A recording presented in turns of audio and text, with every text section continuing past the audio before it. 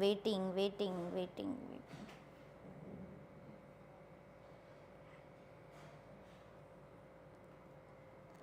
अभी भी लाइव नहीं हो क्या?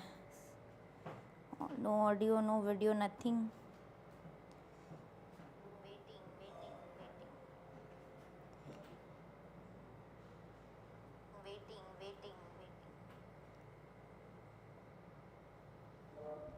हो गई क्या लाइव? हाँ हो गई।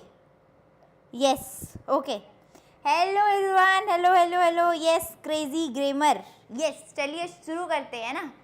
चलिए मैं थोड़ा कमेंट सेक्शन खोल लूँ आप लोगों के, है ना, कमेंट सेक्शन खोल लूँ ताकि मैं आपके प्यारे प्यारे कमेंट देख पाऊँ, है कि नहीं? फिर अपन तो स्टार्ट कर ही लेंगे। रुक जाओ यार, क्या कर रही हूँ मैं। Yes hello Khushi, hello Aditya. Audio audible plus visible. Yes am I audible, am I visible? Ayush sir कह रहे थे कि आपका आइकॉनिक डायलॉग है am I audible, am I visible. ठीक है, तो am I audible, am I visible? Yes okay, give it a thumbs up. हाँ मैम, चलो स्टार्ट करते हैं। तो फटाफट स्टार्ट करेंगे। आज चैप्टर बहुत छोटा है, बहुत प्यारा है, बहुत नन्ना मुन्ना है, क्वेश्चंस भी बहुत कम है। बायोमोलिक्यूल्स है ना, और बायोमोलिक्यूल्स में उम्मीद करती हूँ कि आपको मेरे से ज़्यादा अच्छी आती होगी। ठीक है, तो मैं ये उम्मीद करती हूँ कि बायोमोलिक्यूल्स मेरे से ज़्यादा अच्छी आपको आती होगी, क्योंकि आप डॉक्टर बनने वाले हो, आपके बायो में भी बायोमोलिक्यूल्स है ना। तो मुझे लगता है मेरे से अच्छी नॉलेज आपके पास होगी बायोमोलिक्यूल्स की, है ना। तो मैं तो यही होप करके आई हूँ कि आज मैं नहीं, आज आप लोग सब मुझे पढ़ाओगे। ठीक है, कि अरे मैम ऐसे नहीं, बायोमोलिक्यूल्स में ऐसा होता है, ऐसा होता है, वैसा होता है। ठीक है, तो ठीक है, तो आज आखिरी चैप्टर है हमारा ऑर्गेनिक केमिस्ट्री का, और आज ही शाम के 7 बजे, कान खोल के सुन लो, आज ही शाम के 7 बजे, कल मैं क्लास नहीं ले पाई थी, उसकी भरपाई करने के लिए आज हम एक्स्ट्रा क्लास ले रहे हैं। शाम को 7 बजे फिजिकल केमिस्ट्री स्टार्ट हो जाएगी। ठीक है, और आज शाम को 7 बजे मोल कॉन्सेप्ट की क्लास है। कल भी आपकी सुबह मोल सॉल्यूशन की क्लास होगी, और शाम में संडे है, संडे भी ऑफ नहीं दूंगी मैं, शाम में आपकी रेडॉक्स की क्लास होगी। तो हम अपन एक्स्ट्रा क्लास करके चीज़ों को थोड़ा मैनेज कर लेंगे। ठीक है, तो टेंशन नको, टेंशन लेने की ज़रूरत नहीं है। ठीक है, तो अभी हम फटाफट, ज़्यादा टाइम नहीं लगेगा इसको, मुश्किल से मुझे लगते हैं आधे घंटे से 40 मिनट लगेंगे, शायद 40 से भी कम ही लगे, है ना। हाफ एन आवर लगेगा अपने को चैप्टर कंप्लीट करने में। बहुत ज़्यादा एक्सप्लेनेशन, बहुत ज़्यादा डिटेल में जाने की अपने को ज़रूरत ही नहीं है। ठीक है, ठीक है, क्योंकि मुझे लगता है आप लोगों को आता ही होगा। ठीक है, ठीक है, ओके चलो ठीक है, स्टार्ट करें, फिर स्टार्ट करें, स्टार्ट करते हैं फिर।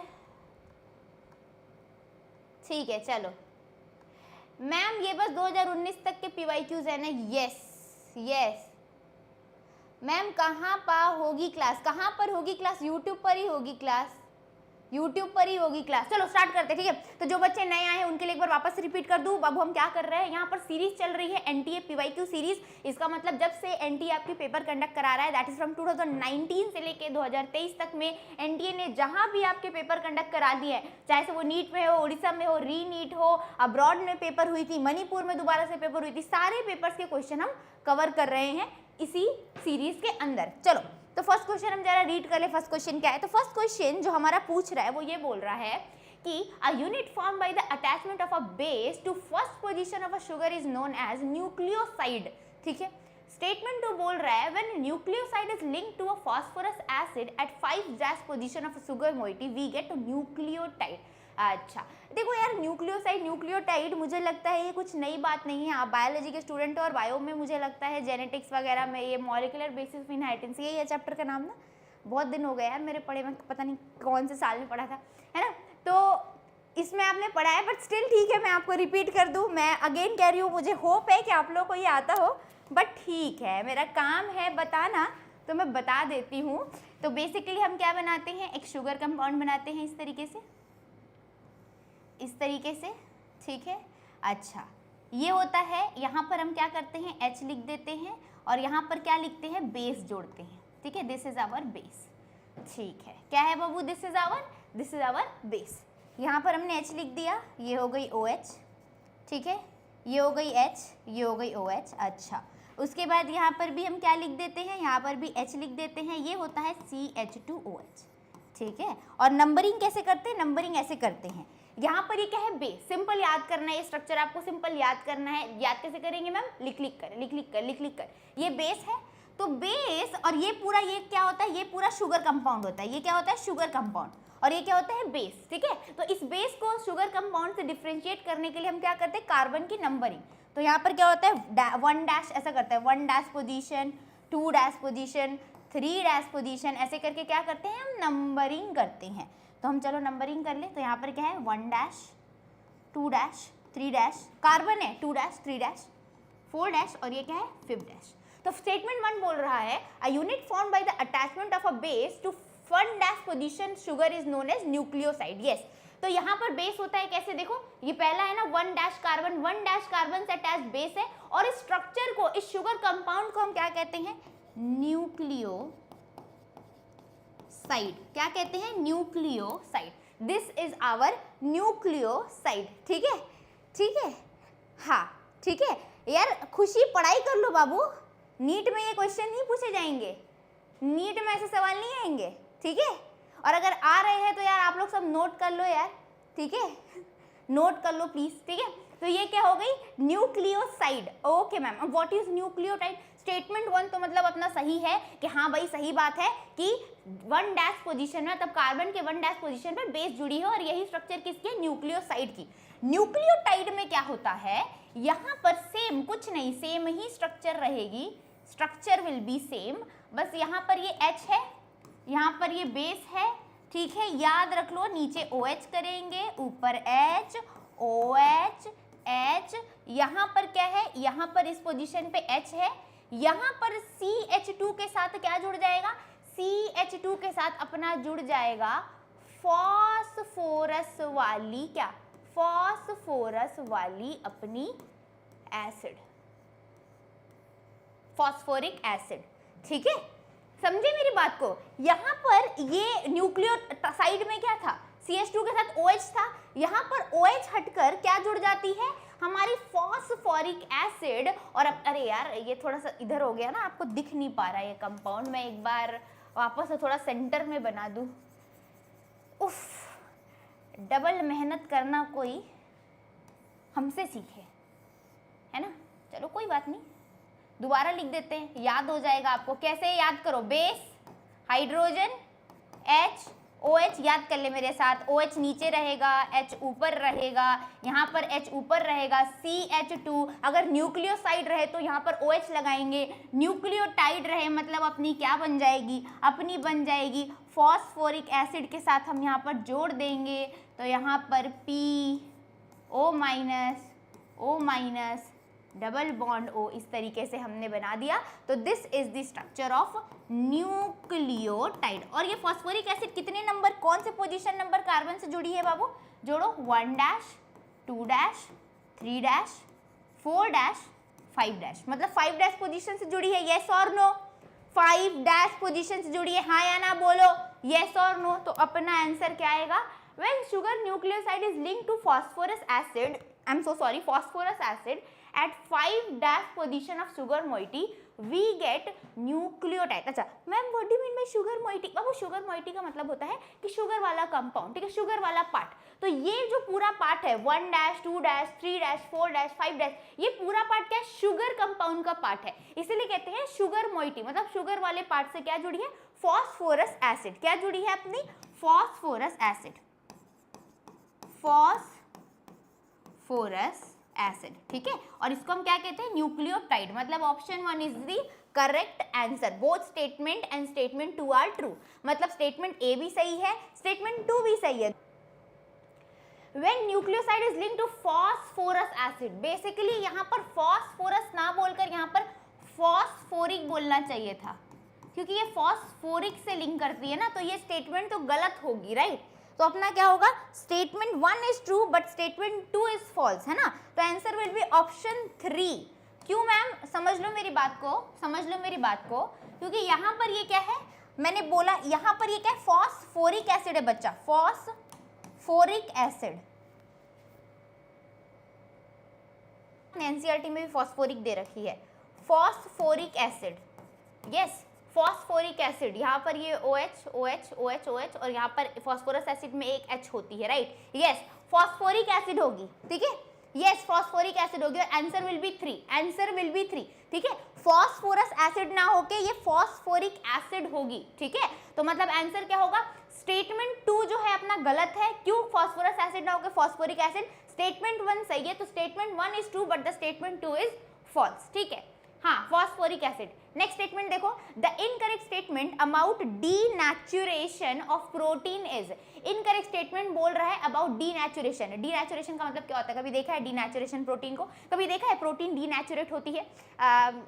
एग बॉईल करा है, एग को बॉईल करा है कभी। जब एग अपने नॉर्मल कंडीशन में तो क्या है, वो डीनेचुरेटेड प्रोटीन नहीं है। जब हम एग को बॉईल कर देते हैं हाई टेम्परेचर में तो वो क्या होता है, डीनेचुरेटेड प्रोटीन, ठीक है। बहुत सारे ऐसे जिम रैट जो भाई बढ़िया जिम विम करते हैं तो वो लोग क्या कहते हैं, अरे हम अंडा उबाल के खाएंगे तो जो अंडे की मतलब जो प्रोटीन की जो बायोलॉजिकल जो एक्टिविटी है, जो बायोलॉजिकल उसकी जो क्या कहते हैं कंपोनेंट है वो ब्रेक हो जाती है, तो हम क्या करते हैं, हम कच्चा खा लेते हैं। देखा है बहुत सारे जो जिम वाले लोग होते हैं ऐसे जबरदस्ती कच्चा अंडा ऐसे खाते हैं ना, बिना उबाले खाते हैं, ये सोचकर कि अरे भाई उबला हुआ अंडा खाएंगे तो डीनेचुरेटेड होगी, कच्चा खा लेते हैं ताकि प्रोटीन का सब मिल जाए हमको, हर एक चीज मिल जाए, है ना, सेकेंडरी टर्शरी क्वार्टरनरी सारे स्ट्रक्चर मिल जाए उसके, राइट, ठीक है। तो बेसिकली वो क्या होता है, जब आप उबाल देते हो तो डीनेचुरेटेड प्रोटीन होती है, प्लस जब आप दूध से दही बनाते हो, जो दही बनना होता है वो भी डीनेचुरेटेड प्रोटीन होती है, ठीक है। अब हम बात करते हैं क्या है डीनेचुरेशन और क्या स्टेटमेंट है। तो 4 स्टेटमेंट दे रखे हैं, चारों स्टेटमेंट आपके एनसीईआरटी से, कोई प्रॉब्लम नहीं है, कुछ भी नहीं है। सबसे पहले तो तुम प्रोटीन का स्ट्रक्चर सुनो, प्रोटीन क्या होता है। मैम हमको पता है कि अल्फा एमिनो एसिड्स क्या होते हैं, जो जुड़ जुड़ के प्रोटीन बनाती है कि नहीं, है कि नहीं, है कि नहीं, पेप्टाइड बॉन्ड के द्वारा। अब मान लो मैंने यहाँ पर एक स्ट्रक्चर बना दिया CH2COOH और यहाँ पर हमने क्या रख दिया है NH2। यहाँ पर हमने एक और ऐसा ही क्या लिया, amino acid, same amino acid एक और लिया, NH, एक H यहाँ पर खोल के रख दिया, ठीक है। NH2 को हम NHH लिख दे रहे, NHH, ठीक है, NH2।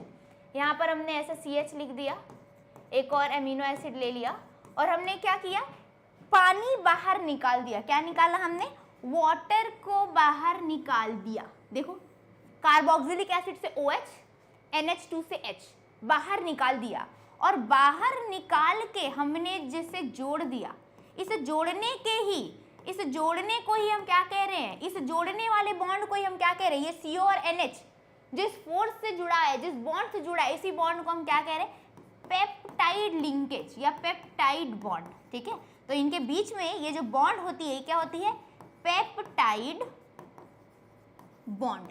This is your peptide bond, ठीक है, पेप्टाइड बॉन्ड। अब फर्दर वैसे ही आगे होता है, आगे मान लो ये CONH है, ये COOH है, यहाँ पर एक और हमने क्या रख दिया, NH रख दिया, NH रख के यहाँ पर एक और ऐसे करके CH2 बना दिया और यहाँ पर COOH बना दिया। तो वापस से क्या होता है, फर्दर एक और वाटर मॉलिक्यूल बाहर निकल जाती है और ये स्ट्रक्चर वापस से जुड़ जाती है, ठीक है।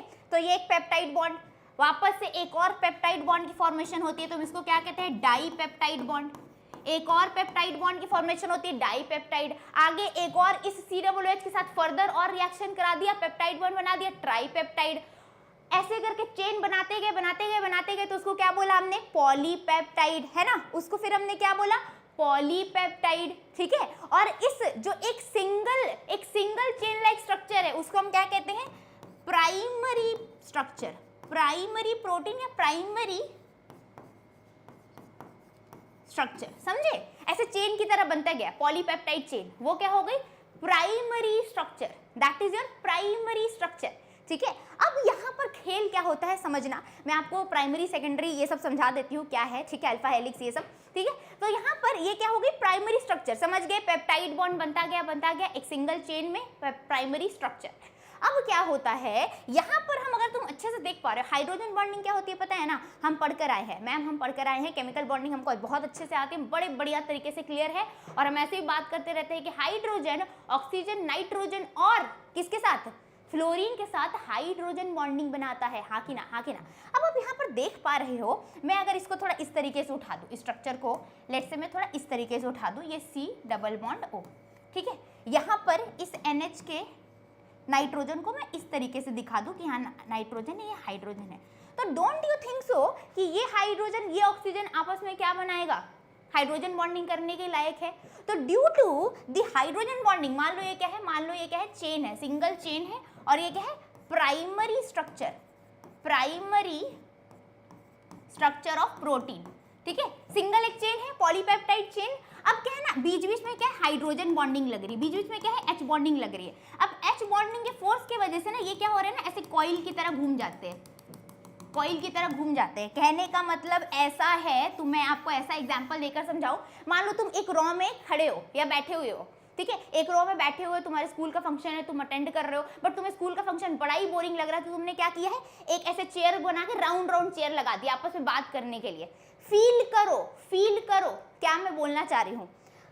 आप एक स्कूल के एक बड़े ही बोरिंग लेक्चरर के सामने बैठे हुए हो और आप कोई अटेंड कर रहे हो। लेट्स से हम जैसे स्कूल में 15 अगस्त ऐसा इंडिपेंडेंस डे वगैरह हम जब अटेंड करते थे, बहुत सारे ऐसे लोग आते थे, बड़े लंबे लंबे लेक्चर देते थे। तो हम छोटे थे, हमें पता भी नहीं चलता था क्या बोल रहे हैं क्या नहीं बोल रहे, तो हम क्या करते थे, लाइन को तोड़ के ऐसे गोल गोल घूम के बातें करना स्टार्ट कर देते थे। तो जस्ट लाइक सेम सिमिलरली एक लाइन में सारे बच्चे खड़े हैं, लेकिन हमारे बीच में अट्रैक्शन ज़्यादा है, बॉन्डिंग अच्छी है, दोस्ती अच्छी, तो हम कैसे से घूम घूम के बात कर रहे हैं, ऐसे गोल गोल गोल गोल बना के बात कर रहे हैं। सिमिलरली यहाँ पर भी जो प्राइमरी स्ट्रक्चर होती है, सिंपल जो पॉलीपेप्टाइड चेन होती है, उनके बीच में क्या लगती है, हाइड्रोजन बॉन्डिंग। क्यों? Due to the presence of carbonate, जो COOH वाला जो ग्रुप है, सॉरी एसिड जो ग्रुप है, COOH वाला ग्रुप है, उसके पास ऑक्सीजन, और यहाँ पर NH2 अमाइन वाला ग्रुप है, उसका हाइड्रोजन आपस में क्या बनाता है, हाइड्रोजन बॉन्डिंग। और यही रीजन है कि ये क्या होती है, ऐसे ऐसे का कॉइल हो जाती है ड्यू टू हाइड्रोजन बॉन्डिंग,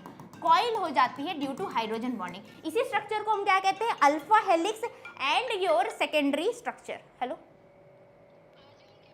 हाँ 12:30 तक आओ, 12:30 तक क्लासरूम में, ठीक है, 12:30 तक आ जाओ आप, 12:30 तक क्लास में हूँ मैं ना, हाँ 12:30 तक आ जाना। चलो ठीक है, समझ गए बात को, समझ गए बात को, ठीक है। अच्छा मैम आप डीनेचुरेशन पढ़ा रहे थे, अब कहाँ से ये सब क्या क्या बोलने लगे, हमें समझ ही नहीं आता। आप समझो, आप ज़्यादा अच्छा समझ में आएगा डीनेचुरेशन। तो हमें पता चल गया है कि इन सब के बीच कौन सी बॉन्ड काम करी, hydrogen bonding, H bond, H bond, H bond, ठीक है, ठीक है।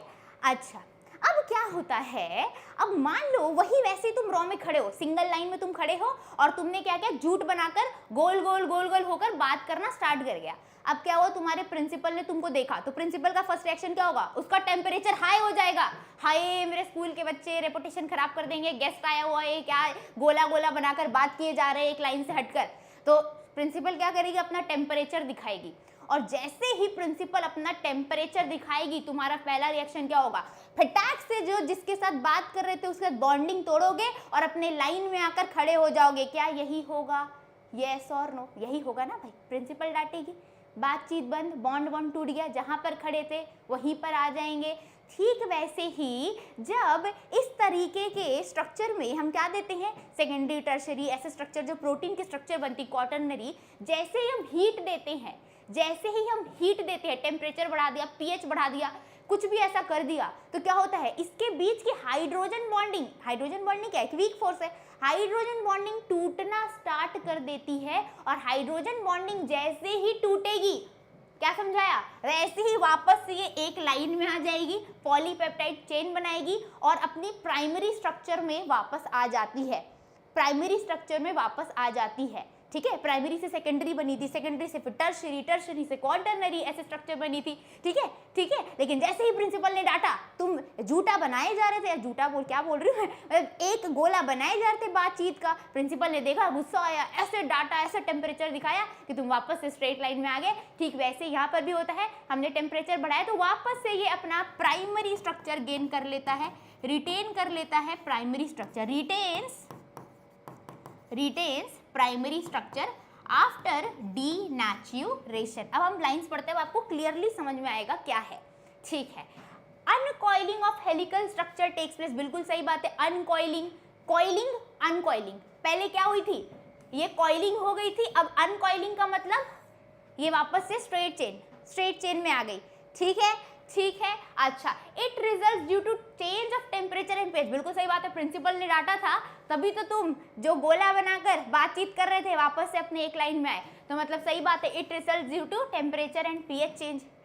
It result in loss of biological activity of proteins. ठीक है, प्रोटीन्स बेसिकली क्या होते हैं, वो अपने क्वार्टरनरी स्ट्रक्चर, हेलिकल स्ट्रक्चर है ना, alpha helix structure, beta helical structure, इस फॉर्म में रहते हैं बेसिकली, है ना। तो जैसे ही हम टेम्परेचर हीट गर्म करते हैं, उसको हीट देते हैं, तो क्या हीट देते हैं तो वो क्या होता है, वापस से अपने प्राइमरी स्ट्रक्चर में बिल्कुल बेबी फेज में वापस से रिटर्न आ जाता है। तो इसीलिए हम कहते हैं results in loss of biological activity of protein. क्यों? क्योंकि जो अपने वो टर्शरी सेकेंडरी चेन बनाकर बैठा था वो वापस से प्राइमरी स्ट्रक्चर में आ जाता है। तो ये 3 स्टेटमेंट बिल्कुल सही है। चौथा, a protein is formed from amino acid linked by polypeptide chain. सही बात है यार, गलत क्या है? प्रोटीन जो है वो क्या बनता है भैया? प्रोटीन अमीनो एसिड से बना रहता है लिंक्ड बाय पेप्टाइड बॉन्ड, जो मैंने आपको समझाया। बट इससे डीनेचुरेशन का क्या लेना देना? लाइन सही है, ठीक है कि हाँ भाई जो प्रोटीन है वो अमीनो एसिड से मिलकर बना है वाया पॉलीपेप्टाइड बॉन्ड, बट इसमें डीनेचुरेशन का कोई रोल है क्या? कोई लेना देना है क्या? मतलब कि ये स्टेटमेंट डीनेचुरेशन के लिए तो फिट ही नहीं बैठती। तो मतलब option 4 will be the correct answer. Clear? Ma'am how to find lone pair in any molecule? Mustakim Babu, आप मेरे केमिकल बॉन्डिंग का लेक्चर जाकर देखो, पीवाईक्यूज मैंने कराए हैं इसी सीरीज में, आप मैंने वहां पर सिखाया है कि how to find lone pair in any molecule, आपको पक्का हेल्प मिलेगा, पक्का। ठीक है, आप जाकर देखो। चलो नेक्स्ट क्वेश्चन पर हम आगे बढ़ते हैं। क्या हमें ये क्वेश्चन क्लियर हुई? ठीक है। Which one is not a D sugar? पढ़ो, कौन सी डी शुगर नहीं है? मैं थोड़ा सा पानी पी लूँ, मैं थोड़ी सी वाटर का इंटेक ले लूँ।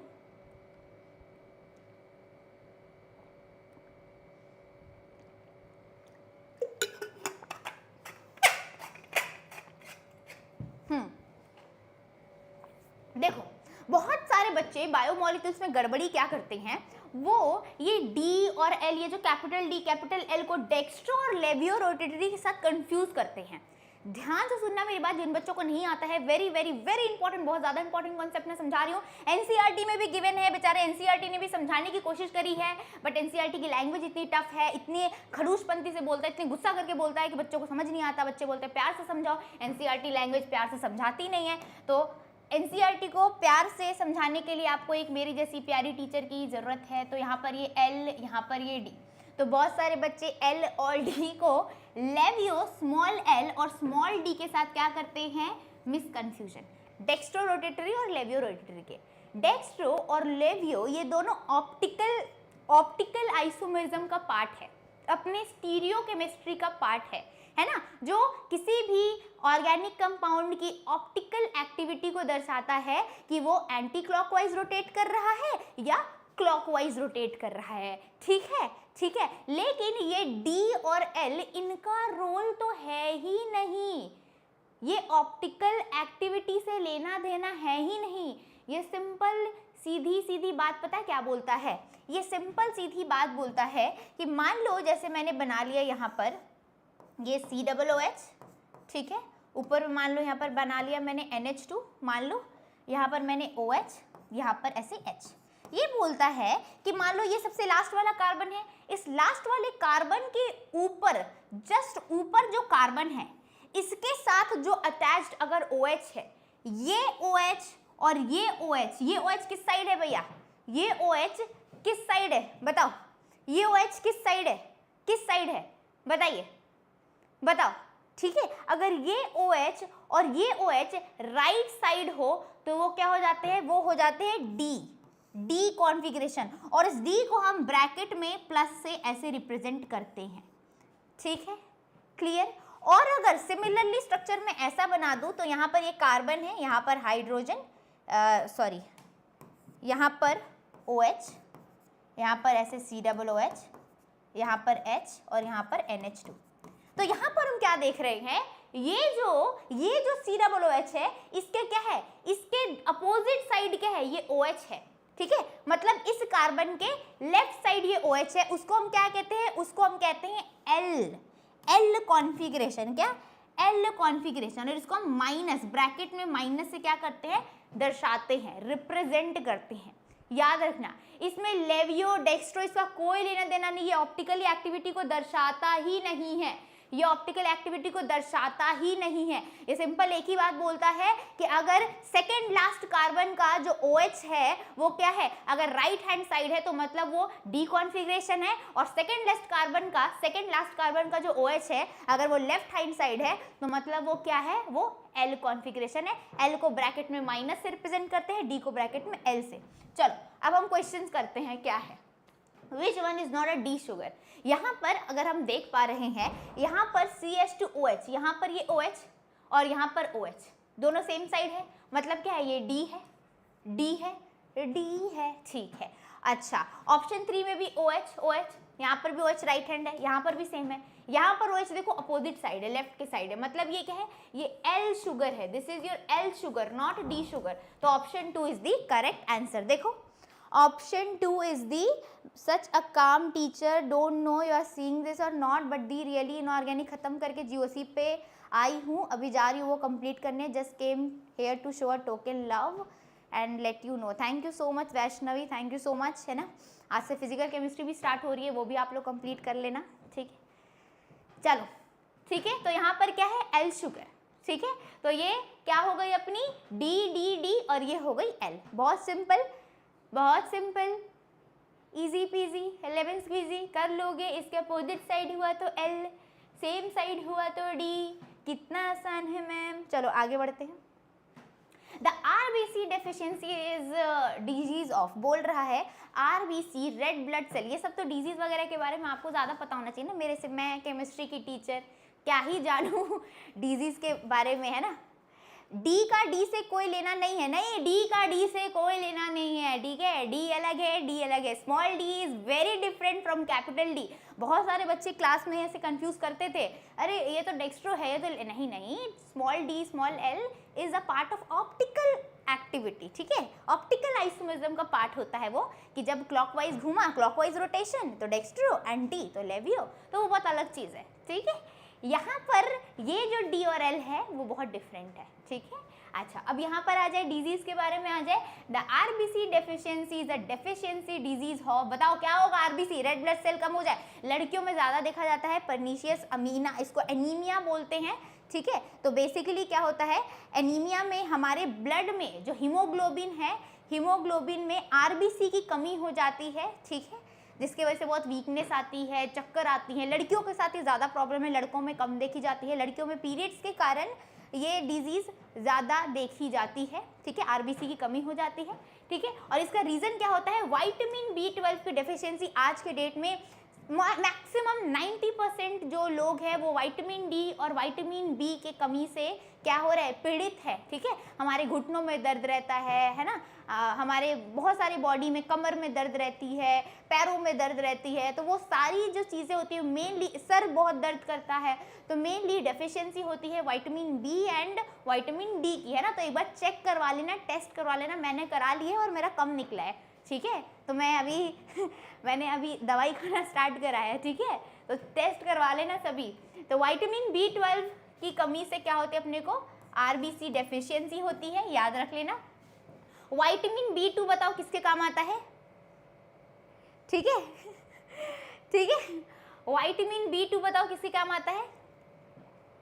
विटामिन B2 से क्या बीमारी होती है पता है, कभी देखा है, यहाँ पर ऐसे स्किन फटना स्टार्ट हो जाती है, घाव होना स्टार्ट होता है, कभी नोटिस किया है, लिप्स के इधर पास में स्किन फटती है, घाव होना स्टार्ट होता है, ठीक है।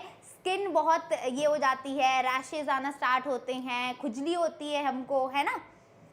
कभी देखा है, नोटिस करा है, नोटिस करा है, नोटिस करा है, नोटिस करा है, ठीक है। तो उस डिजीज को हम कहते हैं कैरियोसिस, ठीक है। वो विटामिन B2 के कमी से होती है मेनली, ठीक है।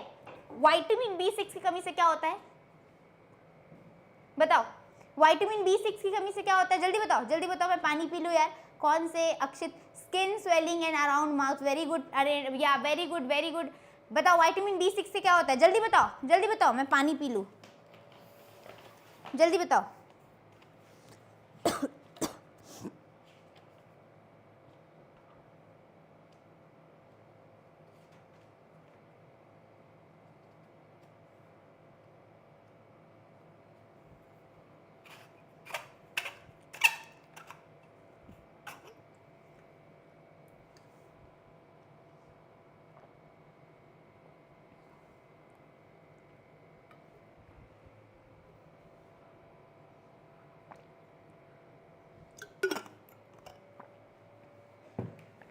यस।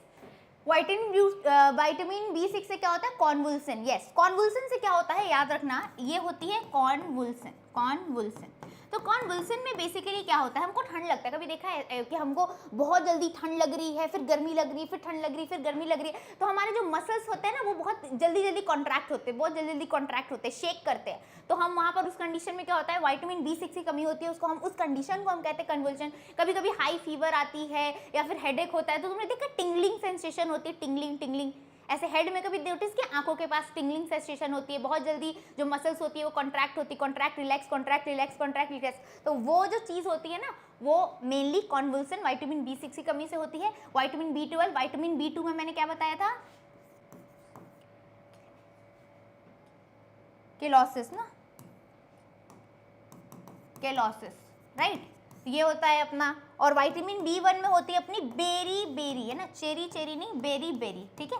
तो बेरी बेरी में क्या होता है, आप जो आपका ग्रोथ है वो रुक जाता है, भूख लगना बंद हो जाता है, ठीक है। आपके एनसीईआरटी में दे रखा है कि भूख लगना बंद हो जाएगा, हाइट हमारी छोटी हो जाएगी, रिटार्डेड ग्रोथ हो जाएगी, तो उसको हम क्या कहते हैं, बेरी बेरी, ठीक है। तो याद रखना आरबीसी डेफिशिएंसीज, बी12। और अगेन जितनी भी बीमारियां हैं, जितनी भी बीमारियां हैं, सारी बीमारियां अपने को याद होनी चाहिए, जितनी भी बीमारियां हैं सारी बीमारियां अपने को याद होनी चाहिए, ठीक है। सारी बीमारियां अपने को याद होनी चाहिए। डॉक्टर बनने जा रहे हो, अच्छा देखो वापस से बीमारी पर question, deficiency of vitamin B1 causes, क्या कॉजेज करता है, बेरी बेरी, ठीक है। अभी जस्ट पढ़ा ना, विटामिन बी1 बेरी बेरी, है ना।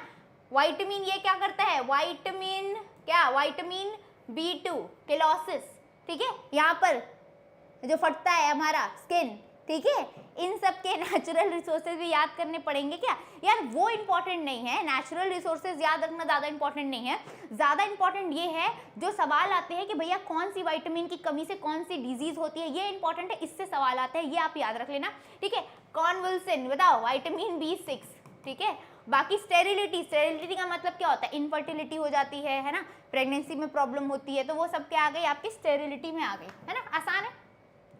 Which of the following is a basic amino acid? बताओ बेसिक अमीनो एसिड क्या है, सिंपल सिंपल एनसीईआरटी में दे रखी है, अपने को याद रखना है, अपने को याद रखना है, ठीक है, ठीक है। Ma'am nitrogen lone pair donating कैसे हुआ प्लीज, नाइट्रोजन के पास लोन पेयर होती है ना, नाइट्रोजन के पास 5 वैलेंस सेल इलेक्ट्रॉन होती है, जहां पर वहां पर वो 3 ही पॉइंट बना के रखा है, 2 इलेक्ट्रॉन क्या होते हैं, 2 इलेक्ट्रॉन खाली होते हैं, ठीक है। तो वो एक लोन पेयर बनाते हैं और वो डोनेट करते हैं, किसका डाउट था, मुस्तकीम, ठीक है। क्या हो गया आंसर, लाइसिन, याद रखना lysine is a basic amino acid. अच्छा मैम बेसिक बेसिक ये सब कैसे पहचानते हैं, देखो जिस भी एमिनो एसिड के पास ये NH2 ग्रुप ज़्यादा हो, अगर ये NH2 ग्रुप ज़्यादा होता है उसके स्ट्रक्चर में, मतलब वो बेसिक नेचर का होता है, याद रखना। अमाइंस क्या होती है, अमाइंस बेसिक होती है, तो जिस भी आपके एमिनो एसिड के स्ट्रक्चर में NH2 वाले पार्ट ज़्यादा हो उसको हम कहते हैं बेसिक एमिनो एसिड। लाइसिन यहाँ पर ओनली बेसिक एमिनो एसिड है। अच्छा एक और क्वेश्चन आती है नॉन एसेंशियल और एसेंशियल एमिनो एसिड्स पर, आपके NCERT, yes extra NH2, very good Sudarshan. तो याद रखना आपकी NCERT में एक चार्ट दे रखी है जहाँ पर लाइन से जितने भी वैलिन है ना, आर्जिनिन, एलिन, ये सब जितने भी आपके हैं, ठीक है, क्या कहते हैं उसको, एमिनो एसिड्स, उन पे एक स्टार मार्क लगाया गया है। जितने भी स्टार मार्क वाले एमिनो एसिड्स है वो सब क्या है, वो सब क्या है, एसेंशियल एमिनो एसिड, जो हमको याद रखने हैं, ठीक है। टोटल 10 दे रखे हैं, अपने को याद रखना है NCERT से। मैम कैसे याद रखेंगे आप, लिखवा देती हूँ मैं, ठीक है, टेंशन ना लो। The reaction of concentrated sulphuric acid with carbohydrate C12H22O11 is an example of, देखो बहुत आसान है, कुछ नहीं है यहाँ पर, C12H22O11 इज अ स्टार्च और सुक्रोज। तो बेसिकली क्या होता है, जब भी याद रखना, मैंने पहले भी ऑर्गेनिक क्लासेस में बताया, जहां भी सिर्फ कॉन्सेंट्रेटेड H2SO4 आता है, कॉन्सेंट्रेटेड H2SO4 का मतलब ही होता है भैया पानी बाहर निकाल दे, ठीक है, इसका मतलब ही होता है पानी बाहर निकाल दे, और पानी बाहर निकालने का मतलब क्या होता है, डिहाइड्रेशन। तो अपने को सल्फोनेशन, ऑक्सीडेशन, रिडक्शन कुछ देखना ही नहीं है, जहां भी कॉन्सेंट्रेटेड H2SO4 आता है, अकेला खड़ा है कॉन्सेंट्रेटेड H2SO4, तो मतलब पानी बाहर निकालना है अपने को, और प्रोसेस क्या होती है, डिहाइड्रेशन। तो बेसिकली यहाँ पर अपने को कार्बन ब्लैक मिलती है, इस रिएक्शन में अपने को कार्बन ब्लैक मिलती है C12, ठीक है, 12 मॉलिक्यूल ऑफ कार्बन मिलते हैं, कार्बन ब्लैक, ठीक है, कार्बन ब्लैक, और कितने 11 वाटर मॉलिक्यूल बाहर निकलते हैं इस रिएक्शन में, 11 वाटर मॉलिक्यूल बाहर निकलते हैं एंड 12C मतलब कार्बन ब्लैक, मतलब 12 मॉलिक्यूल ऑफ कार्बन मिलते हैं, कार्बन ब्लैक जिसको कहते हैं। प्रोसेस क्या होती है, डिहाइड्रेशन, ठीक है। सुक्रोज ऑन हाइड्रोलिसिस गिव्स, वही बोल रहा है सुक्रोज में जब आप हाइड्रोलिसिस करवा दो तो सुक्रोज क्या देती है, हाइड्रोलिसिस का मतलब ही होता है वाटर ऐड होना, तो अगर करवा दो तो ये क्या देती है, सिंपल याद रखना कि जब भी हम सुक्रोज में हाइड्रोलिसिस करवा रहे हैं तो अपने को क्या मिलती है, अपने को मिलती है ग्लूकोज प्लस फ्रुक्टोज। कैसी ग्लूकोज मिलती है, याद रखना अल्फा डी ग्लूकोज और बीटा डी फ्रुक्टोज, ठीक है, अल्फा डी ग्लूकोज और बीटा डी फ्रुक्टोज मिलती है। ये सब याद रखिएगा, आपके एनसीईआरटी में गिवन है, ठीक है, आपके एनसीईआरटी में रिएक्शन गिवन है। अच्छा, मुझे बच्चे कमेंट करके बताओ, जैसे मैंने आपको डिफरेंस बताया कि ये डी और एल का डिफरेंस क्या है, ये कैपिटल डी और कैपिटल एल में क्या डिफरेंस है और ये क्यों लिखते हैं, वैसे ही अगर किसी बच्चे को आता है तो मुझे बताओ ये अल्फा और बीटा क्यों लिखते हैं, क्या मतलब है अल्फा डी ग्लूकोज और बीटा डी फ्रुक्टोज। जिन बच्चों को आता है वो कमेंट करके बताएंगे कि मैम ये अल्फा बीटा क्या है, ये क्यों लिख रहे हैं। किन किन बच्चों को आता है वो कमेंट कर देंगे प्लीज, ठीक है। तो अपना आंसर क्या हो गया, alpha D glucose plus beta D fructose, तो अपना आंसर क्या हो जाएगा, ऑप्शन नंबर 2। अच्छा, ऑप्शन नंबर 2 और 4 सेम ही है क्या, फिर टाइपिंग मिस्टेक होगी, ठीक है। अपना आंसर क्या है, alpha D glucose plus beta D fructose, ठीक है, याद रख लेना। यहाँ पर ये आप एक काम करो, इसको यहाँ पर चेंज कर लो, इस ऑप्शन को ही चेंज कर लो, यहाँ पर बीटा ना लिखकर इसको अल्फा लिख लो, चलो, ठीक है, ठीक है, ठीक है, ठीक है। Seeing ma'am teaching with cool mind for first time, madam थोड़ा डांट लो ना सो दैट कंफर्म हो जाए अंजलि मैम पढ़ा रही है। क्यों, मैं डांटती हूँ क्या, हैं यार, मैं डांटती हूँ क्या यार, मैं क्या इतनी बुरी हूँ मैं, स्टूडेंट्स, ठीक है। तो which structures of protein remains intact during denaturation process. अभी जस्ट मैंने डीनेचुरेशन में समझाया था, 10 बार समझाया है ना, कि एनसीईआरटी पढ़ो, एनसीईआरटी पढ़ो, एनसीईआरटी पढ़ो। मर जाऊंगी मैं लेकिन एनसीईआरटी आप नहीं पढ़ोगे, मुझको पता है, नहीं पढ़ेंगे हम, ठीक है। तो यहाँ पर ये अगेन एनसीईआरटी की लाइन से ही आपको सवाल पूछा गया, और एनसीईआरटी छोड़ो, अगर एनसीईआरटी नहीं पढ़ी है, क्लास अभी अटेंड करिए, तो क्लास में ही मैंने समझाया कि जब डीनेचुरेशन की प्रोसेस होती है तो सेकेंडरी, टर्शरी, क्वाटरनरी सब क्या बोल देते हैं, गिव अप कर देते हैं, सब हार मान जाते हैं, और सिर्फ एक अपने को सिंपल पॉलीपेप्टाइड चेन मिलती है जिसको हम क्या कहते हैं, प्राइमरी स्ट्रक्चर। तो अपने को जब डीनेचुरेशन होता है तो क्या रिटेन होता है, सिर्फ और सिर्फ प्राइमरी स्ट्रक्चर ओनली। समझाया ना मैंने कि जब डीनेचुरेशन होती है, जब आपको प्रिंसिपल डांटती है, टेम्परेचर बढ़ता है, तो क्या होता है, सारे बॉन्ड खुल के आप वापस एक लाइन में आकर खड़े हो जाते हो, और उसको हम क्या कहते हैं, उसको हम कहते हैं कि सिर्फ प्राइमरी स्ट्रक्चर मिली। यस और नो, जो हेलिकल स्ट्रक्चर होती है हाइड्रोजन बॉन्डिंग से जुड़ी रहती है, हाइड्रोजन बॉन्डिंग क्या हो जाती है, सब ब्रेक हो जाती है, और अपने को स्ट्रेट पॉलीपेप्टाइड चेन मिल जाती है, जिसको हम क्या कहते हैं, primary structure only. Very good, समझाया था मैंने। Non essential amino acid among the following is. बहुत सारे बच्चों को लगेगा है कैसे करेंगे, देखो कुछ नहीं करना है, आपको एक पेन लेना है, एक कॉपी लेना है, आज अभी क्लास के बाद, ठीक है, एनसीईआरटी खोलनी है, या फिर मेरा लेक्चर जो मैंने अभी लिखवाऊंगी मैं, उसको बार बार, 2 बार 3 बार, एक बार देख कर लिखना, एक बार वापस से देखकर लिखना, 2 बार 3 बार बिना देखे लिखना, एकदम दिमाग में घुस जाएगी कि एसेंशियल एमिनो एसिड्स कितने हैं। आपके एनसीईआरटी में टेबल बना के रखिए, टेबल में जितने भी स्टार मार्क्स करके जो एमिनो एसिड्स है वो सारे एसेंशियल एमिनो एसिड्स है। एसेंशियल वाले याद कर लो, जो उसमें इंक्लूडेड नहीं रहेंगे वो सारे नॉन एसेंशियल। येस और नो, येस और अरे मैं बायोलॉजी नहीं पढ़ा मैं बायोलॉजी नहीं पढ़ाती हूँ, मुझे बायोलॉजी पढ़ाना पसंद भी नहीं है, ठीक है। तो कैसे याद रखेंगे, लाइसिन, ल्यूसीन, मुझे बायोलॉजी आती भी नहीं है, ठीक है। लाइसिन, ल्यूसीन, आइसोल्यूसिन, मुझे बस एक ही चीज़ आती है, केमिस्ट्री। हाँ, अब वो गलती से केमिस्ट्री और बायोलॉजी में बायोमॉलिक्यूल्स मिक्स हो गया तो मैं मुझे पढ़ाना पड़ रहा है, अदरवाइज बायोलॉजी नहीं आती है, ठीक है। बायोमॉलिक्यूल्स आती है क्योंकि वो हमारे बायोकेमिस्ट्री का पार्ट है, तो biochemistry I know, but pure biology तुम आ जाओगे मेरे से प्लांट फ्लूंट के बारे में पूछोगे, ह्यूमन फिजियोलॉजी पूछोगे, मुझे कुछ नहीं आता, ठीक है। लाइसिन, ल्यूसिन, ठीक है, lysine, leucine, isoleucine, tryptophan, tryptophan, tryptophan, ठीक है, valine, phenyl alanine, threonine, methionine, arginine,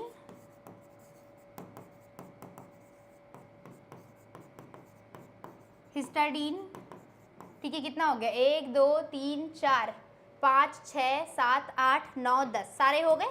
तो ये सारे क्या है? They all are essential amino acids. Essential बोले तो मैम एसेंशियल, अरे ये क्या हुआ? क्या हो गया? Essential amino acid. एसेंशियल बोले तो ऐसे एमिनो एसिड्स जो हमारे बॉडी द्वारा सिंथेसाइज नहीं होते हैं, ठीक है।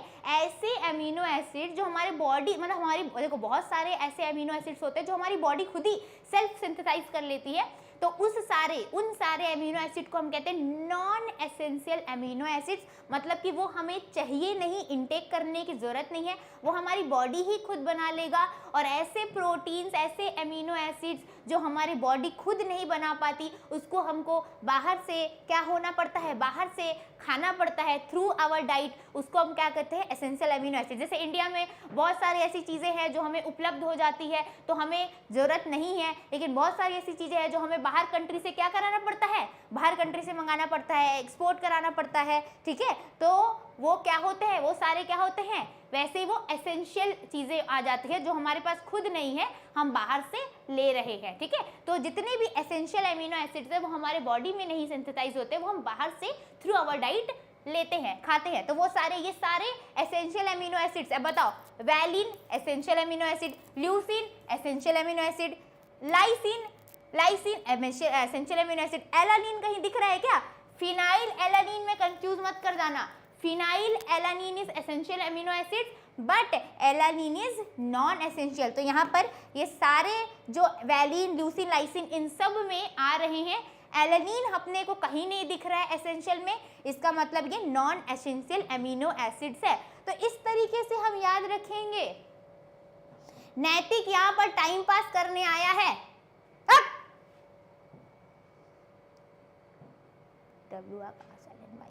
यही करते रह जाओगे जिंदगी भर, ठीक है, यही करते रह जाना।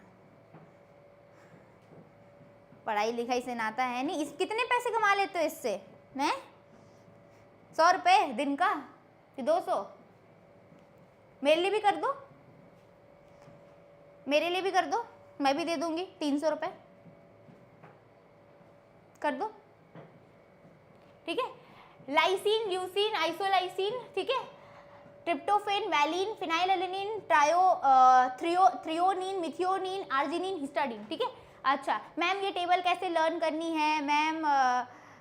ठीक है मैम, आयुष भैया की क्लास कब होगी? बाबू आयुष भैया की तो सीरीज कंप्लीट हो चुकी है अपनी, है ना, तो आयुष भैया की तो क्लास अभी फिलहाल नहीं है, ऐसे मैं पूछ लूँगी अगर ऐसे आयुष सर की क्लास हो तो। मैम ये टेबल कैसे याद करनी है? देखो सिंपल तरीका मैं बताती हूँ। बहुत सारे टीचर्स के ऐसे फंडे होते हैं, निमोनिक्स याद कर ले, ये फलान ढिमकाना। देखो जो स्टैंडर्ड निमोनिक्स है तो वो तो आप को याद करना पड़ता है, जैसे पीरियोडिक टेबल में जो हमारे स्टैंडर्ड निमोनिक्स है ना, जो कुछ एक्सेप्शंस के हमारे स्टैंडर्ड निमोनिक्स है। बट ये सारी चीज़ें मैं हमेशा आपको सजेस्ट करती हूँ कि आप अपने आप को ज़्यादा समझते हो, आप अपने दिमाग को ज़्यादा समझते हो, आप अपने साइकोलॉजी को ज़्यादा समझते हो, ठीक है, तो आप अपने हिसाब से इसको याद करने की टैक्टिक्स लगाओगे ना तो वो वे बेटर है मेरे टैक्टिक्स से। इसको याद करने की मेरी टैक्टिक्स बहुत अलग है, मेरा ब्रेन बहुत अलग है, मेरा साइकोलॉजी बहुत अलग है, आपकी साइकोलॉजी बहुत अलग है। तो आप अपने जो भी आपका माइंड है, क्लीन माइंड है, डर्टी माइंड है, जिस भी माइंड से आप ये पूरा याद करना चाहते हो, आप अपने तरीके से तिगड़म लगा के याद कर सकते हो।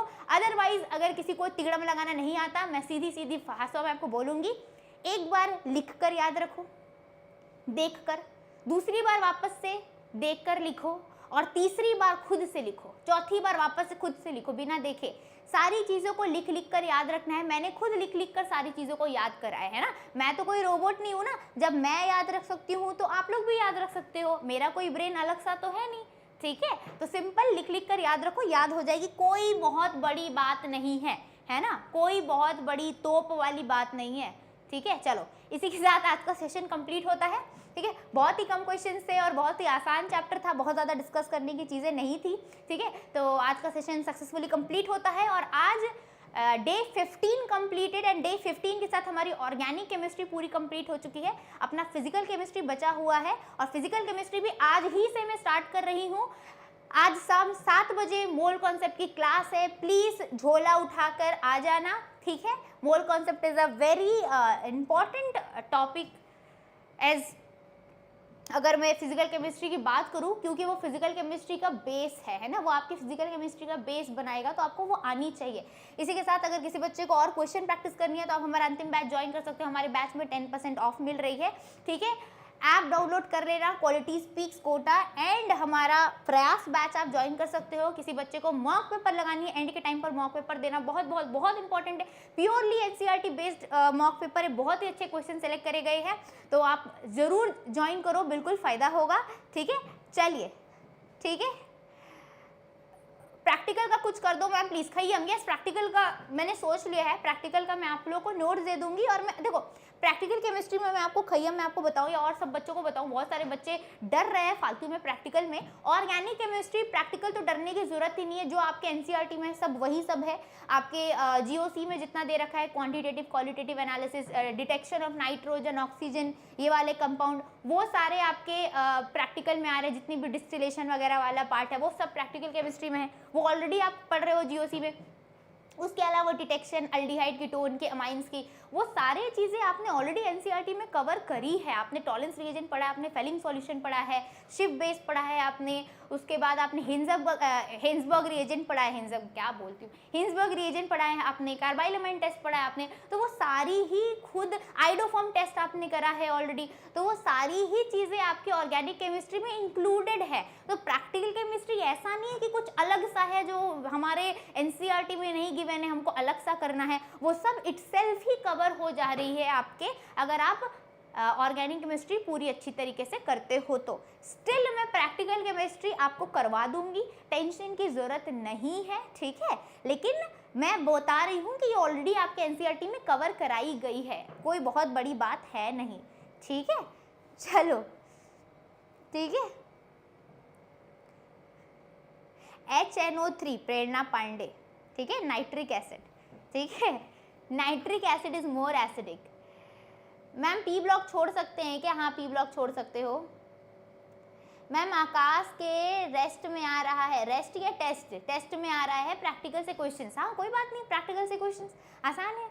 ऑर्गेनिक केमिस्ट्री के तो बहुत आसान है, हमने ऑलरेडी करी है। चलो क्लास खत्म करते हैं, शाम को 7 बजे मिलते हैं मोल कॉन्सेप्ट की क्लास में। फिजिकल केमिस्ट्री अपने को कंप्लीट करनी है एज सुन एज पॉसिबल। मैं 4 दिन में फिजिकल केमिस्ट्री कंप्लीट करा दूंगी एक्स्ट्रा क्लास ले लेके।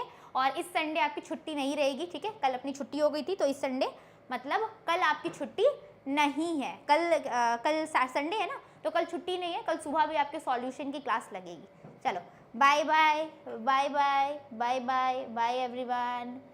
चलो बाय बाय, ठीक है, बाय।